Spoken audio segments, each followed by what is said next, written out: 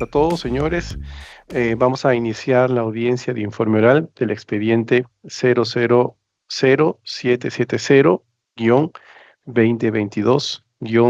000722-2022-CEP, reingreso en sala 0364-2024 convocado a solicitud de servicio de agua potable y alcantarillado de Lima, SEDAPAL, contra la Superintendencia Nacional de Servicios y Saneamiento por las siguientes tres barreras burocráticas. Número 1. La exigencia de establecer mediante camiones cisterna puntos provisionales de abastecimiento fijos u otra modalidad que garantice la calidad y volumen mínimo de agua potable entregada a los usuarios afectados en los casos de interrupción del servicio de agua mayor a las 18 horas, materializada en el inciso 80.1 del artículo 80 del texto único ordenado del Reglamento de Calidad de la Prestación de Servicios de Saneamiento, aprobado por la Resolución del Consejo Directivo 058-2023, SUNAS-CD. Número 2. La exigencia de abastecer con un volumen diario mínimo de 80 litros de agua potable por cada unidad de uso en las zonas afectadas por la interrupción del servicio, materializada en los incisos 80.2, 80.3, 80.4 y 80.6 del artículo 80 del texto único ordenado del Reglamento de Calidad de la Prestación de Servicios de Saneamiento, aprobado por la Resolución del Consejo Directivo 058-2023, SUNAS-CD. Y 3. La exigencia de abastecer excepcionalmente con un volumen de 20 litros por cada unidad de uso cuando la interrupción afecte a más del 10% de las conexiones domiciliares activas del ámbito de la responsabilidad de la empresa prestadora, materializada en los incisos 80.2, 80.3, 80.4 y 80.6 del artículo 80 del texto único ordenado del Reglamento de Calidad de la Prestación de Servicios de Saneamiento, aprobado por la Resolución de Consejo Directivo 058-2023, SUNAS-CD. Habiendo leído esta parte introductoria, pasamos a dar cuenta de los informantes. Aquí vamos a dejar constancia de la participación. Por favor, a las personas que mencione o llame por su nombre, tienen que indicar que están presentes, tienen que tener su cámara encendida y también tiene que mostrar su documento de identidad ante la cámara para constatación. Por la parte denunciante, tenemos al señor Johan Mesa Rosado con DNI 41867663. Presente, buenas Li- tardes. Listo, muchas gracias, señor Mesa.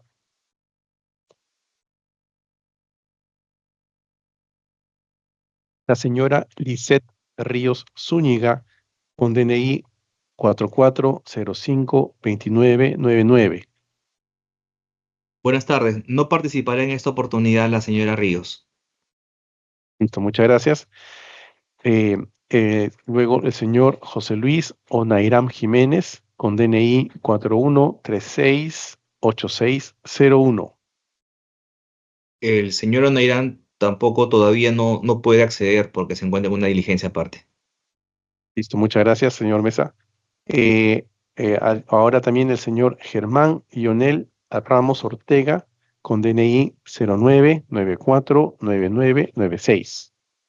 Sí, buenas A ver, un tardes poco de más nuevo. cerca. Presente. Ahí está. Listo, muchas gracias. Ahora continuamos con la señora Roxana Beatriz Arellano García con registro CAL 43351. Presente, señor presidente. Aquí junto a mi DNI. Listo, muchísimas gracias. Gracias. Finalmente, finalmente, la señora Paula Lucía Salinas Baldoceda con DNI Buenas 76. tardes. ¿Qué Sí, tal? presente. Sí, su DNI, por favor, si lo puede mostrar Aquí en lo pantalla. enseño. Ya, muchas gracias. Solamente para registros, indicar que el DNI es 76595994. Ahora, por la parte denunciada, tenemos a la señora Sandra Raquel Botetano Guardia con registro CAL 74645. Tenemos a la señora. Buenas tardes. La señora. Sí, buenas tardes. Ah, ya. Señora Raquel Botetano Guardia, en representación de SUNAS, procedo a mostrar mi carnet de colegiatura, donde también figura. ¿Se visualiza? Sí. Ok. Sí. Muchas gracias. Gracias. Y finalmente tenemos al señor Augusto Hurtado Ángel, y por favor, si pudiera indicar su DNI, también el número y mostrarlo, por favor. Buenas tardes, mi nombre es Augusto Hurtado Ángel y mi número de DNI es 106-24923. Listo, muchas gracias. Habiendo terminado eso, les doy las siguientes indicaciones. Por favor, los únicos informantes serán quienes se han apersonado y han presentado sus DNIs y también los que mantengan encendidas sus cámaras. Los que no estemos haciendo uso de la palabra, por favor, apaguemos los micrófonos para evitar distracciones. Es importante indicar que esta audiencia está siendo grabada en audio y video y también es transmitida a través de la plataforma YouTube de la cuenta oficial del Indecopi. Ya iniciando las alegaciones, les vamos a brindar 10 minutos a cada una de las partes. Por favor, yo les estaré recordando unos 2 minutos antes para que vayan cerrando sus argumentaciones. Entonces comenzamos, por favor, con los representantes de SEDAPAL. Por favor, nos indican quién va a hacer la presentación para ya comenzar con el conteo del tiempo. Señor presidente, yo voy a hacer la presentación inicial. Voy a proceder a compartir pantalla. Comenzamos con SEDAPAL y tienen 10 minutos en total. Muchas gracias. ¿Me avisa cuando ya empecemos? ¿Sí? Sí, ya empiecen. Ok, Listo. perfecto. Muchas gracias, señores vocales. Buenas tardes. Agradecemos la oportunidad que nos dan de argumentos en esta audiencia. Y quisiéramos empezar con una idea. El SEDAPAL está con la atención a la población en caso de interrupciones en el suministro de agua, así lo ha demostrado en los hechos a lo largo de los años. Sin embargo, consideramos que esta atención debe realizarse haciendo uso de la máxima capacidad operativa y financiera que tiene cada EPS, porque eso es lo que ordena la ley. Dicho esto, vamos a las barreras denunciadas que ya han sido mencionadas por el presidente. La primera, la exigencia de abastecer de agua potable a través de camiones cisternas, puntos fijos y cualquier otra modalidad en caso se presenten interrupciones del servicio mayores a 18 horas. Y una segunda barrera burocrática que señala que se debe dar una dotación de 80 litros por unidad de uso de agua potable cuando la interrupción afecte a menos del 10% de conexiones domiciliarias. Sobre estas dos barreras que fueron introducidas por la resolución del Consejo Directivo 012-2022 SUNAS, la Comisión ha señalado que no constituyen barreras burocráticas ilegales ni carentes de razonabilidad. Y tenemos una tercera barrera, que es la exigencia de la dotación de 20 litros por unidad de uso de agua potable cuando la interrupción afecte a más del 10% de condiciones domiciliarias. Esta barrera fue introducida por la resolución 095-2022 SUNAS y la comisión ha dicho sobre esta barrera que ni siquiera califica como barrera burocrática. Vamos a ir a este último punto, sobre la procedencia de la exigencia denunciada. Sobre la dotación de 20 litros de agua, la comisión ha señalado que no constituye una barrera burocrática debido a que no sería una regla, sino solo una posibilidad, algo excepcional. Bueno, esto carece de todo sustento y debe ser revocado por lo siguiente. Primero, la sala ya ha evaluado la procedencia de la exigencia. Es la segunda vez que el caso está en el tribunal y ya la sala ha señalado que sí califica como barrera burocrática y ordenó a la comisión emitir pronunciamiento de fondo. La comisión no ha cumplido con este mandato y se ha negado a efectuar la evaluación de fondo, pese a que sabemos que las EPS se encuentran en la estricta obligación de abastecer con el volumen de 20 litros de agua potable si se produce una afectación a más del 10% de conexiones domiciliarias activas. Es decir, se materializa una exigencia de obligatorio cumplimiento, no es opcional. Y si no se cumple, evidentemente las EPS pueden ser sancionadas. Por eso se debe revocar este extremo de la resolución apelada. Asimismo, hemos deducido la ilegalidad de las barreras burocráticas denunciadas porque no se han cumplido con procedimientos y formalidades en la emisión de estas normas. Específicamente, vamos a señalar que la resolución 012 que introduce las dos primeras barreras no ha cumplido con los lineamientos de análisis de impacto regulatorio de la SUNAS. Estos lineamientos entraron en vigor, y la Comisión lo reconoce así, el 1 de enero del 2022, por lo que eran obligatorios para las propuestas normativas de carácter general que emita la SUNAS. Sin embargo, de forma arbitraria, la Comisión ha concluido que los referidos lineamientos no resultan aplicables a la resolución 012 debido a que el procedimiento de emisión normativa inició antes de la entrada en vigencia de los referidos lineamientos. Para decir esto, la Comisión invoca el numeral 2 de las disposiciones para la aplicación del AIR, que únicamente regula el ámbito de aplicación de dicho documento, no la temporalidad en la aplicación de los lineamientos de SUNAS.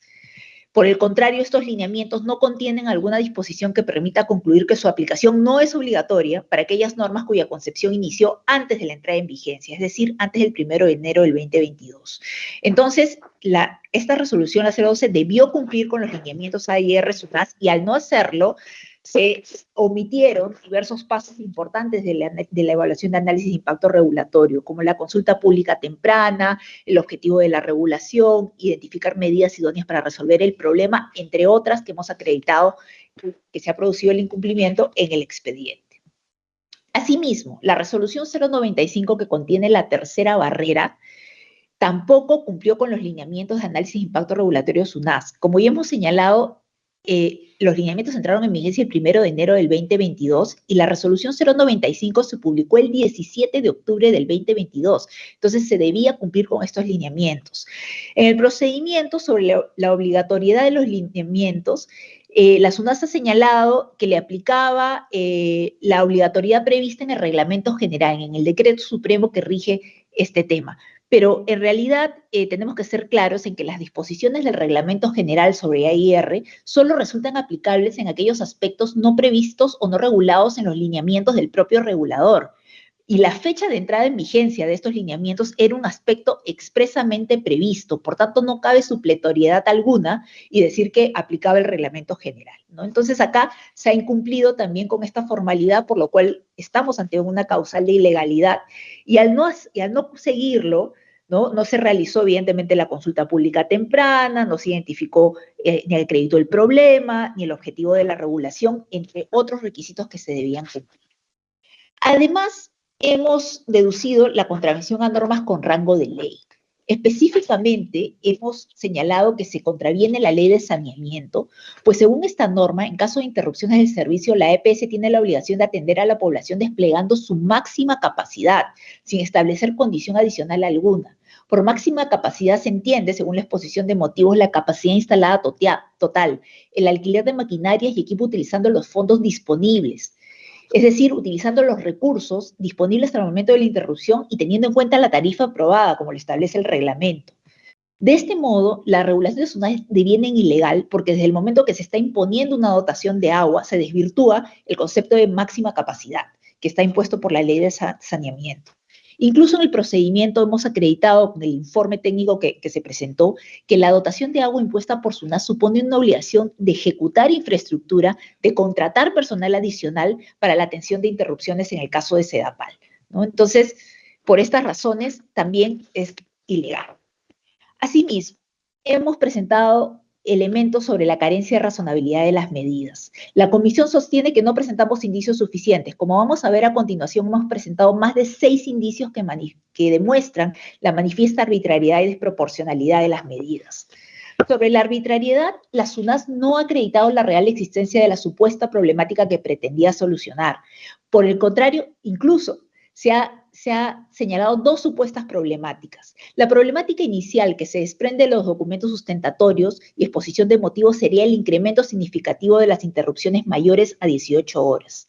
Pero después la problemática posterior deducida durante el procedimiento es los problemas vinculados al abastecimiento de agua, largas colas, aglomeraciones. Bueno, cabe decir que ninguna de estas problemáticas está acreditada en el expediente. Sobre la problemática inicial, el incremento del número de interrupciones del servicio de agua potable durante el 2021 en relación al 2020. La SUNAS omite señalar que en el 2020 inició la pandemia del COVID-19, por lo que se suspendieron totalmente las interrupciones para no perjudicar el suministro de agua. Y superada la etapa inicial de la pandemia, en el 2021 se retomaron las interrupciones. Esto explica el incremento de las cifras en comparación al 2020.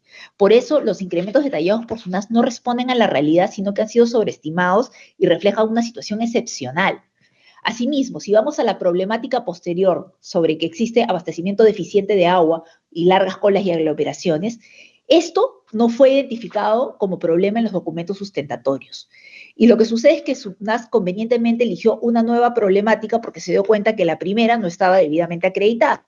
Y esta segunda problemática, para acreditarla, se refieren solo a 2 párrafos de los documentos sustentatorios de la resolución 012, pero no contiene ninguna prueba que permita verificar que realmente hay colas y aglomeraciones.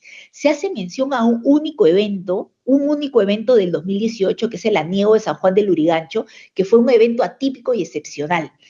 Como sabemos, no es suficiente nombrar la supuesta problemática, debe acreditarse su real existencia. Y la referencia a un único evento no permite demostrar que estamos ante una problemática generalizada, sino estaríamos frente a una regulación anecdótica. Dicho esto, tampoco... Un minuto, por favor. Perfecto. La SUNAS tampoco ha acreditado la idoneidad de las exigencias impuestas para solucionar la problemática. Si consideramos que la presunta problemática es el incremento de interrupciones mayores a 18 horas durante el 2021-2022, las medidas impuestas por SUNAS debieron estar destinadas a reducir el número y duración de las interrupciones, pero ello no fue así. Las exigencias impuestas están referidas a la forma de aprovisionamiento y cantidad de agua, por lo cual no existe idoneidad. Si siguen incrementándose las interrupciones, ¿qué va a pasar? Se van a imponer mayores dotaciones de agua sin atacar el presunto problema. Por eso es que esto no es idóneo. Además, hemos presentado indicios de carencia de razonabilidad vinculados a la desproporcionalidad. No se han identificado debidamente los costos y beneficios de las exigencias impuestas. En el escrito de denuncia hemos cumplido con advertir que la SUNAS no comprendió la totalidad de los costos. Por el contrario, la SUNAS únicamente ha compartido costos aproximados sin demostrar que dichos montos incluyen la contratación de personal, el alquiler de cisternas y otros costos relevantes. Esto no está acreditado en el expediente. Asimismo, la SUNAS nos ha señalado de que los incrementos de costos son pasibles de ser incorporados en el estudio tarifario. Bueno, esto carece de todo sustento porque el hecho que la EPS active los mecanismos de reconocimiento de costos no garantiza una respuesta favorable por parte de la SUNAS. Asimismo, no se tiene en cuenta que los costos serán trasladados a los usuarios mediante el incremento de tarifas. O sea, a la SUNAS no le interesa trasladar a los usuarios medidas que no están justificadas ni que son proporcionales. Y bueno, además, no sé... Debe terminar, doctora.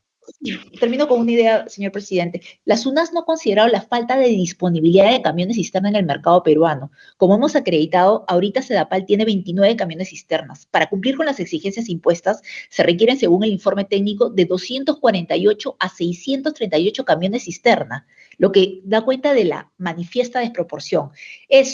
A eso se suma de que no todos los camiones cisternas están a disposición de Sedapal cuando Sedapal lo requiera, ¿no? Entonces, esto también acredita la evidente desproporción de la medida, y ya como punto final, aquí queremos resaltar que no se ha tenido en cuenta que respecto de la problemática inicial del incremento de interrupciones, si estas interrupciones se presentan en determinadas zonas o de forma generalizada en todo el país. Desde nuestra perspectiva se ha hecho una regulación generalizada sin tener en cuenta las características específicas de lo que sucede en las diferentes regiones.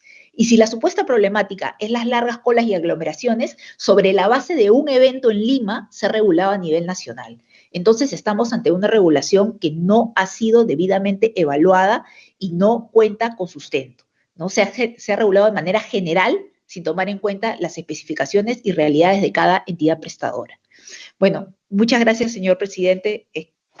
Con eso concluyo mi intervención en esta parte. Muchas gracias, doctora. Ahora le brindamos la palabra a los representantes de la SUNAS. Para los temas de equidad tendrán como máximo, por favor, 12 minutos para brindar sus alegatos. Por favor, me indican quién va a hacer el uso de la palabra. Perfecto, muchas gracias.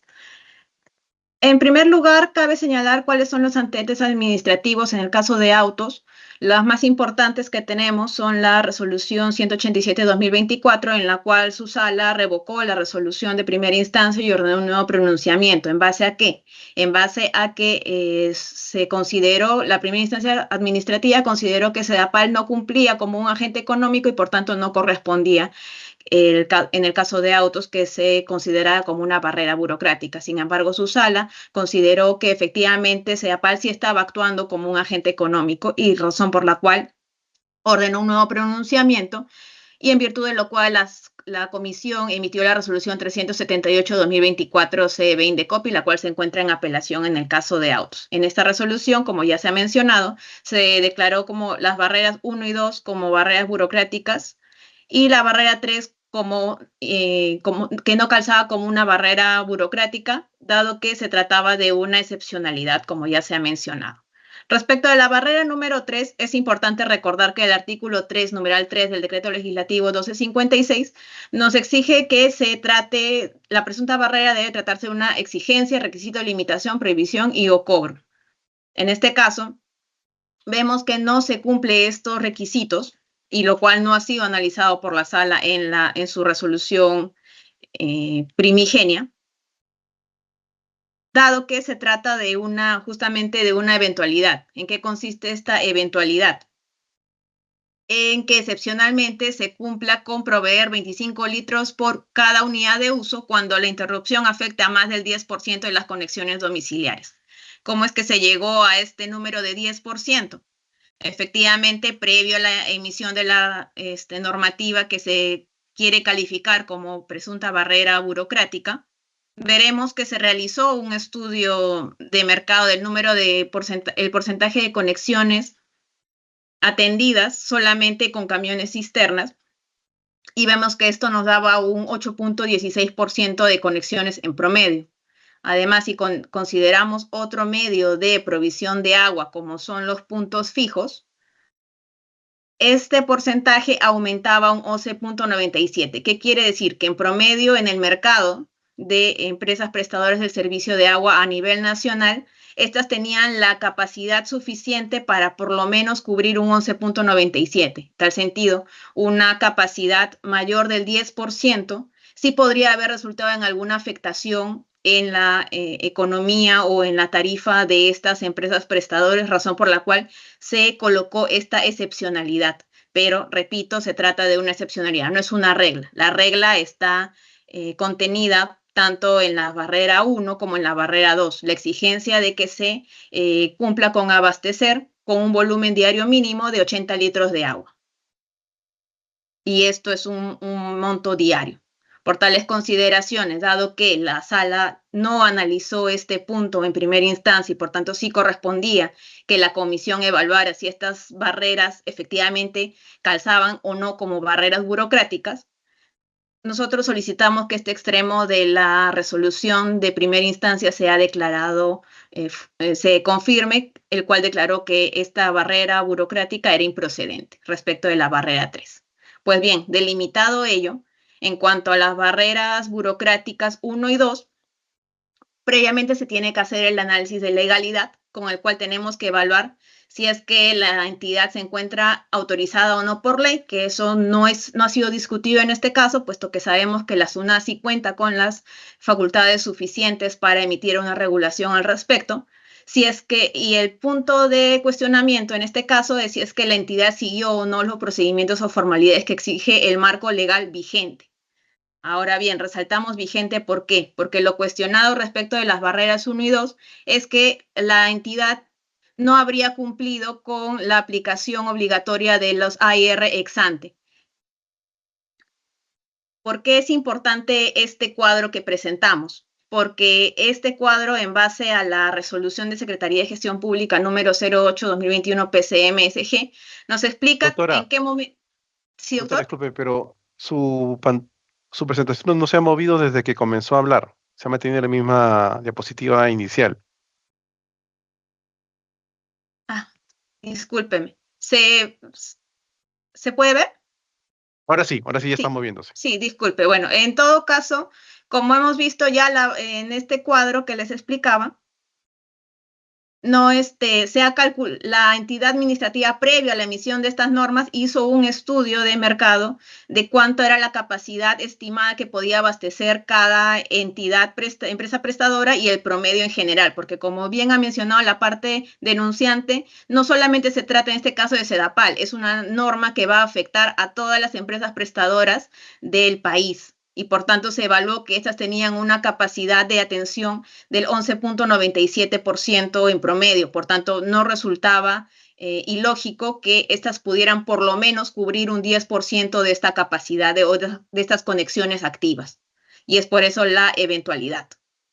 Y en cuanto al análisis de legalidad, respecto a las barreras 1 y 2, vemos que esta norma nos especificó que la aplicación obligatoria de la EIR ex ante era a partir del 1 de julio del 2022. Es decir, la normativa nos hablaba que esta norma entraba en vigencia en enero del 2022, es cierto, pero la norma también nos especificaba que la aplicación obligatoria de esta norma era el 1 de julio del 2022, porque esta norma no se podía aplicar de un día para otro, tenía que haber una aplicación progresiva y una adecuación por parte de todos los organismos del Estado.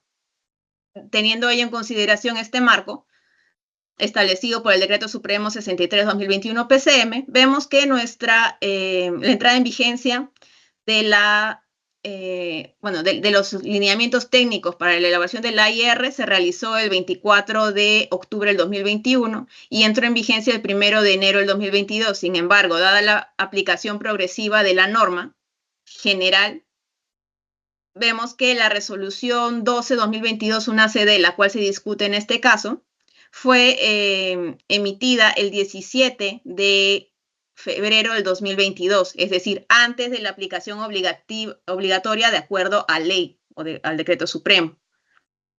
Además, también tenemos que la difusión del proyecto normativo de la modificación del reglamento de calidad y el anexo número 4, que posteriormente fue aprobado con la resolución CD 95/2022, una CD, fue realizada el 22 de junio del 2022. Es decir, que también la difusión del proyecto normativo ya estaba en gestión antes de la aplicación obligatoria de la AIR y, por tanto, todos los procedimientos previos antes de la aprobación de estas normas fueron realizadas antes de la aplicación obligatoria de la AIR y, por tanto, nosotros no estábamos obligados, de acuerdo a la norma general o nacional, a realizar o aplicar estos lineamientos de la AIR. Además, la denunciante también ha omitido señalar que, de acuerdo al numeral 10.2 del artículo 10 del Decreto Supremo 9/2024 Vivienda, que nos aprueba el reglamento de la Ley de Servicio Universal de Agua Potable y Saneamiento, nos explica qué cosa es máxima capacidad, porque se está utilizando este término como de una manera muy gaseosa o muy vaga, cuando ya tenemos un documento o una ley que nos especifica cuál es la definición de esto. Y lo que señala esta norma es la utilización de la capacidad instalada total y los equipos o maquinarias que pueda contratar el prestador de servicios, utilizando recursos disponibles al momento de la interrupción y teniendo en cuenta la tarifa aprobada. Es decir, esto es la normativa emitida por SUNAT, es acorde a la Ley de Servicio Universal de Agua Potable, puesto que nosotros no le estamos pidiendo que vaya más allá de su máxima de su capacidad instalada, o que utilice recursos con los cuales no dispone, sin perjuicio que también en la normativa especializada las empresas prestadoras de servicio tienen mecanismos para solicitar alguna modificación de sus tarifas en caso lo consideren conveniente o dado el caso en concreto. Entonces, acá no hay ninguna vulneración a su permanencia en el mercado. Más aún si tenemos en consideración que en este caso el agente se trata de un monopolio. Es decir, no tendría competencia en el mercado, al menos a nivel local o a nivel regional. Y por tanto, también no es solamente el hecho de que tenga que ser un monopolio dada la economía del mercado o la economía de escala, que resulta más conveniente que exista un monopolio a que existan empresas chiquitas, dada los grandes gastos que implican el ingreso y la permanencia al mercado. Pero no solamente es que tenga que tener ese derecho, sino que también conlleva obligaciones. ¿Qué obligaciones? Que tiene que demostrar su capacidad en el mercado y que también tiene que asegurar un servicio idóneo para la población, dado que estamos hablando de un servicio importante y vital como es el acceso al agua potable y el saneamiento. Por otro lado, en cuanto al análisis de razonabilidad, lo que nos indica la norma, ojo que también en este caso quiero hacer un paréntesis, puesto que... Tiene un minuto, por favor. Perfecto. De acuerdo a la norma y de acuerdo a pronunciamientos anteriores de Indecopi, no es necesario que la autoridad Indecopi interprete si es que se hicieron bien o no los cálculos. Lo que único que acá corresponde es que analice si es que previo a la emisión de la norma, la autoridad administrativa o la entidad realizó un análisis de costo-beneficio, de razonabilidad respecto a la norma. Teniendo ello en consideración, de acuerdo a lo que nosotros hemos presentado, veremos que respecto a la problemática, si existen estudios que hemos realizado, que no se hayan publicado en la norma, no quiere decir que no se hayan realizado, puesto que, repito, la normativa vigente al momento de realizada o programada esta norma no exigía que se incorporaran estos cálculos en la normativa en sí, pero eso no significa que la autoridad administrativa no los haya realizado, como hemos comprobado en nuestros continuos escritos presentados en el presente procedimiento. Pues bien, veremos de los cuadros que hemos podido mostrar que sí existía un aumento de las interrupciones entre el 2020 al 2022. Además, una vez aplicada esta normativa, la cual se está cuestionando, veremos también que estas interrupciones han seguido ocurriendo en algunas zonas y en otras zonas, debido también a la norma, las interrupciones han disminuido. No hay tantas fiscalizaciones y vemos que también se verifica abastecimiento o medidas de abastecimiento provisional como verificación de comunicaciones, verificación de la distribución con los camiones cisternas y comunicados. Esto es a nivel nacional, entonces distinto a lo que indica la parte denunciante, y actualmente incluso esta norma es útil para garantizar que los usuarios puedan acceder al agua potable ante una situación ya sea programada o inesperada del corte de una interrupción de agua mayor a 18 horas. En cuanto a la idoneidad, como ya... Muchas gracias, ya debe terminar. Perfecto. Sí, solamente para señalar que sí hemos realizado los análisis correspondientes y por tanto corresponde que se confirme la resolución de primera instancia que declaró infundada estos extremos. Gracias. Muchas gracias. Bueno, pasamos ahora a una oportunidad para hacer una réplica. Si SEDAPAL lo desea, tiene 2 minutos para hacerlo. Por favor, ¿nos confirman? Sí, señor presidente. Le voy a dar el uso de la palabra al señor Germán Ramos de SEDAPAL. Solo antes quisiera decir de que cuando la sala analiza su competencia para ver un caso, lo hace de manera íntegra, ¿no? Entonces, no cabe decir de que en esta oportunidad se tiene que revisar por otra causal la procedencia de la denuncia. Esa evaluación ya se efectuó. Y también le preguntamos a SUNAS que no pasa nada si se afecta si una interrupción afecta el 10% más del 10% de las conexiones y SEDAPAL no abastece con 20 litros de agua, no pasa nada, no se le va a sancionar. Bueno, no creo. Y por último, antes de pasarle el micro al señor Ramos, están mostrando data del año 2022, es decir, luego de emitida la resolución. Esa data es totalmente inválida, no puede sustentar la regulación que estamos cuestionando en esta oportunidad. Sí, señor Ramos. 2 minutos, señor Ramos. Buenas tardes con todos. A ver, brevemente, ¿no? Se mencionan ellos que en su estudio de mercado, SEDAPAL tiene 12.000 metros cúbicos de capacidad diaria para repartir. Eso no es cierto, porque SEDAPAL no llega ni a 30 cisternas propias. Si dividen 12.000 entre 30 sale 400 metros cúbicos diarios que cada cisterna debería repartir. Cada cisterna tiene en promedio 10 metros cúbicos. Tendría que hacer 40 viajes para conseguir ese volumen. Entre que va al surtidor, el tiempo de llenado de la cisterna, el tiempo de traslado al punto y el reparto, es materialmente imposible que en 24 horas, si trabajara todo el tiempo, ojo, la norma habla de 5 a 11 de la noche, la distribución, se pueda tener eso, ¿no? Lo que han considerado ellos, de manera errónea, es la cantidad de cisternas que están contratadas ahorita para lo que es el reparto gratuito de agua potable, ¿no? Ahí tenemos más de 300 cisternas para ese fin.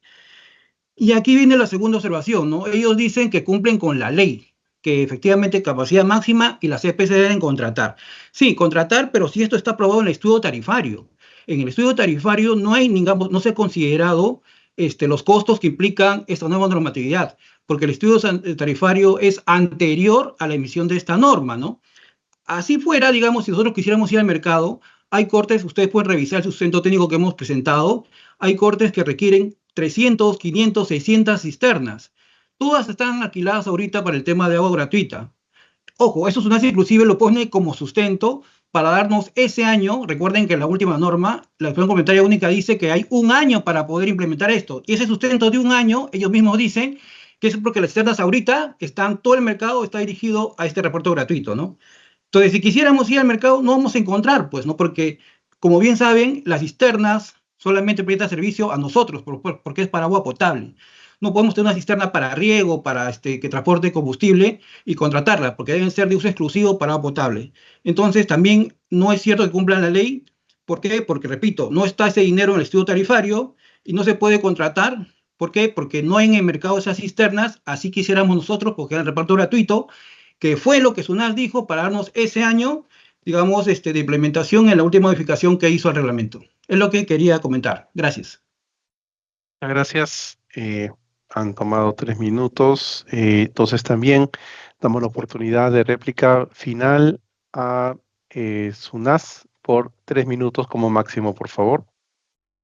Muchas gracias. Ok. Va a hacer uso de la palabra el ingeniero Augusto Hurtado, solamente para responder las preguntas que ha hecho la parte denunciante. Los estudios que se realizaron, y como podrán observarse, lo actuado en el expediente administrativo se realizaron antes de emitida la normativa.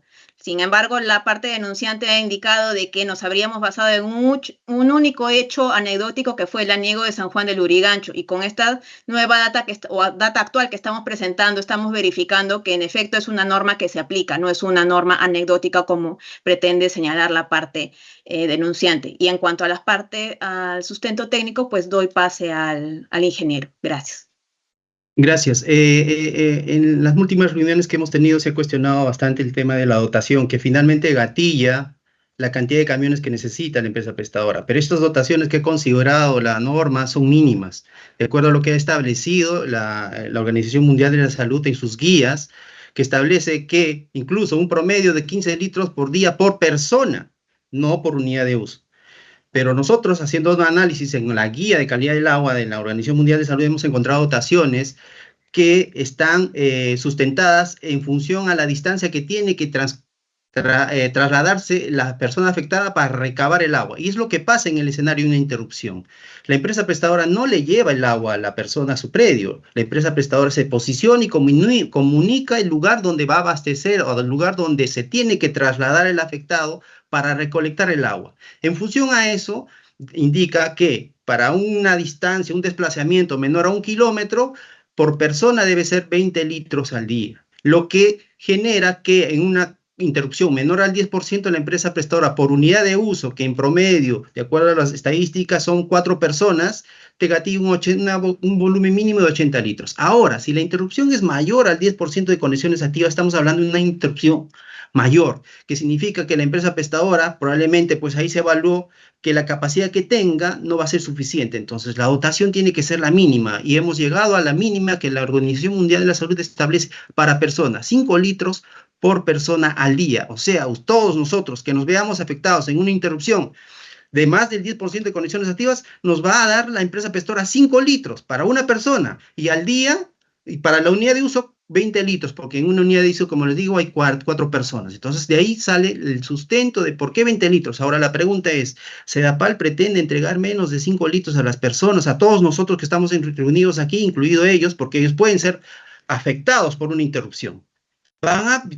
Porque hay que considerar también que estas obligaciones se gatillan para una interrupción mayor a 18 horas. O sea, ya tenemos 18 horas sin agua, y después de ello me van a entregar 20 litros por día, si es mayor al 10% de afectados de conexiones activas. Entonces, ¿pretendemos nosotros entregar menos cantidad de agua?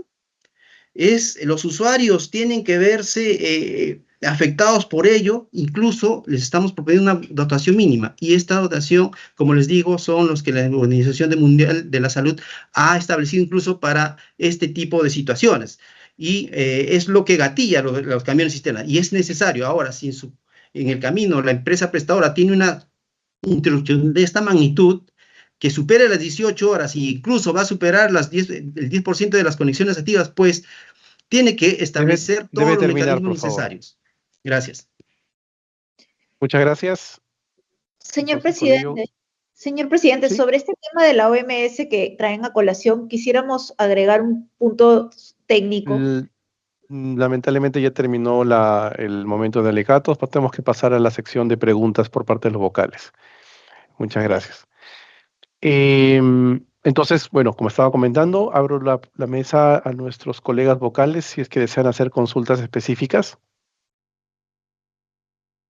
Voy a preguntar uno por uno. Doctora Bazán. No, presidente. Muchas gracias. Muchas gracias, doctora Bazán. Doctor Bellota. No tengo preguntas. Gracias. Muchas gracias, doctor Bellota. Doctor Mendoza. Todo me ha quedado claro, presidente. Gracias. No voy a formular preguntas. Muchas gracias, doctor Mendoza. Por mi lado, tampoco tengo una pregunta. También, como en otras oportunidades, se le solicita a las partes, por favor, que las presentaciones y las data que han presentado, por favor, también se la hagan llegar a la Secretaría para que sea parte del análisis y el expediente final. Con ello damos por concluido el informe oral, agradeciendo bastante a los colegas vocales, especialmente a nuestros compañeros que nos están apoyando, a la Secretaría y a ustedes también por su participación y también por haber brindado sus exposiciones de una manera bastante clara, bastante técnica y bastante también respetuosa totalmente. Les deseo muy buenas tardes y muchos éxitos y buen fin de semana. Gracias.